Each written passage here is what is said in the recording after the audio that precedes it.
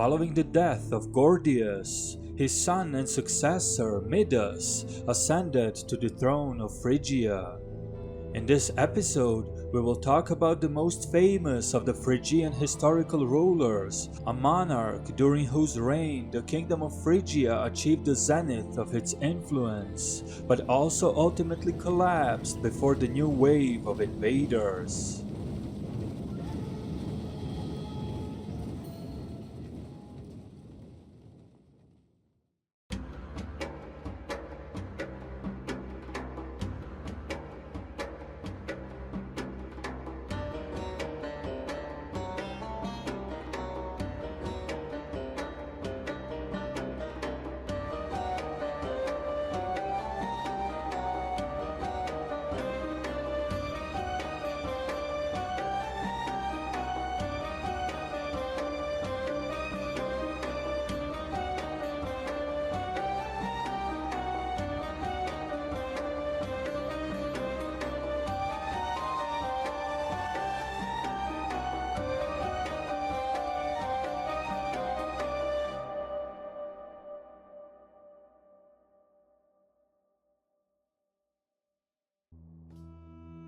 In the second part of the 8th century BCE, King Gordius of Phrygia died and was succeeded by his son Midas.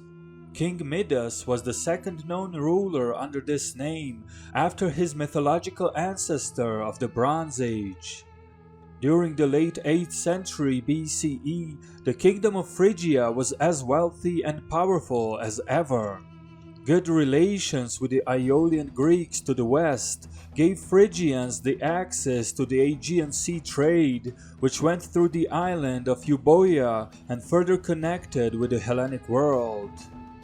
One of the principal cities of the Aeolian coast was the polis of Kyme, ruled by a king named Agamemnon, a descendant of Agamemnon of Mycenaean through Cleus and Malaus, the founders of the city and themselves the grandsons of the last Mycenaean king, Tisamenus.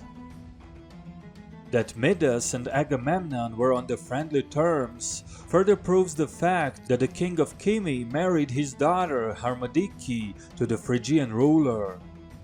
Harmodike, also called Damodike depending on the source, was described as a woman distinguished by beauty and wisdom, being credited with the invention or at least contribution to the development of the Greek alphabet.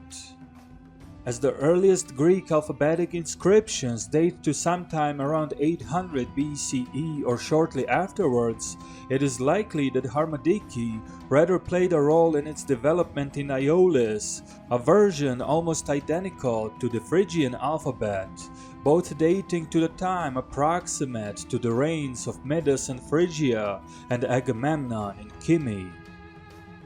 Either way, King Midas was very fond of his connections with the Greeks and highly respected the oracle at Delphi. According to Herodotus, Midas was the first foreigner to make an offering at Delphi, which was done in the form of a royal throne, which the Greek historian described as well worth seeing. On the other hand, unlike the friendly relations the Phrygian king established with the Greeks to the west, territories to the east of the kingdom were anything but friendly. In fact, it was the Eastern Asia Minor which King Midas was never able to bring to his terms.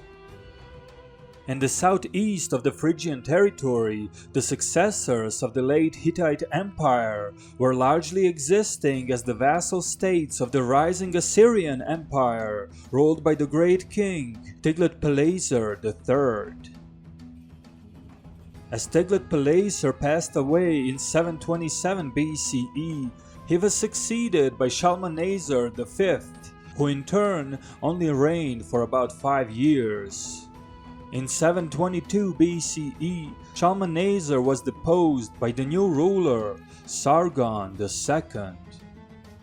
Such political turbulence in Assyria was perceived as weakness by some of their client states, but also by King Midas of Phrygia.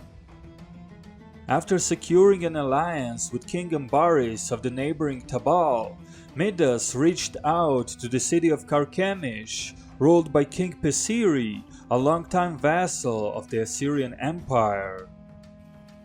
Pesiri was encouraged to revolt against his Assyrian overlords by Midas, who was looking to further his own influence at the expense of the Assyrians.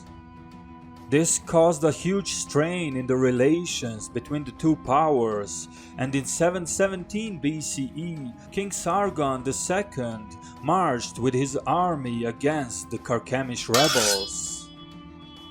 Despite the Phrygian support, King Pesiri was soundly defeated, captured and then deported to Assyria as a prisoner of war.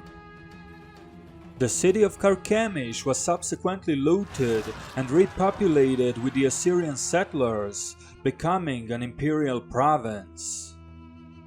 In the following years, the standoff between Midas and Sargon continued as the two powers came to the brink of an open military conflict. To the northeast, the appearance and rise of the warlike Cimmerians marked the end of the local tribes that had previously inhabited the region. Cimmerians were semi-nomadic people who, according to Herodotus, had previously inhabited the Eurasian steppe. Eventually, under the pressure of the Scythian tribes, Cimmerians moved first to Caucasus and then further into the Asia Minor. To make things worse for Midas, this was used by the Assyrian governor in Cilicia, who himself started conducting raids into the Phrygian territory. However, as the Cimmerians made alliance with the kingdom of Tabal, this prompted both Sargon and Midas to finally put the animosity aside and conduct peace, which was finally realized in 707 BCE. In 705 BCE, King Sargon of Assyria marched against Tabal in order to finally subdue the kingdom and defeat Cimmerians at the same time. While the Assyrian army was victorious, King Sargon died in the battle, and the further Assyrian advance was halted. As the situation further developed, the following period was used by Midas to further prepare for the upcoming war, which was looming on the Phrygian doorstep. As the Cimmerian invaders were inching closer and closer to the Phrygian territory, they were constantly raiding and attacking the Phrygian subjects. This was soon made more than obvious when a Cimmerian invasion was launched against the region of Paphlagonia, completely overrunning the longtime clients of Phrygia. At this point, it became clear that a full-scale war between the Phrygian kingdom and the expanding Cimmerians was inevitable. In 695 BCE, the decisive battle was fought between the two powers, with the Cimmerians emerging victorious. This decisive defeat came as a shock to the Phrygians, who saw their territory being rapidly conquered by the invaders. Within the short period of time, the Cimmerians reached the Phrygian capital city of Gordion. King Midas, unwilling to be captured by the invading enemy, decided to commit suicide, which was, according to the legend, done by drinking the bull's blood. With Midas's death, so ended the existence of the independent Phrygian kingdom. The city of Gordion was soon destroyed as well, with Cimmerians overrunning the remaining Phrygian territory. In the following years and decades, the subdued Phrygians were recorded among the forces of the Cimmerian king Teushpa, battling the Assyrian Empire to the east. Although it is unknown whether it was Teushpa or his predecessor who conquered Phrygia, it clearly showed that it were now the Cimmerians who were in control of much of the Asia Minor. However, the Cimmerians at this point found themselves surrounded by numerous enemies, as the fall of Phrygia gave way to the rise of some of their neighbors, chief among them the Kingdom of Lydia.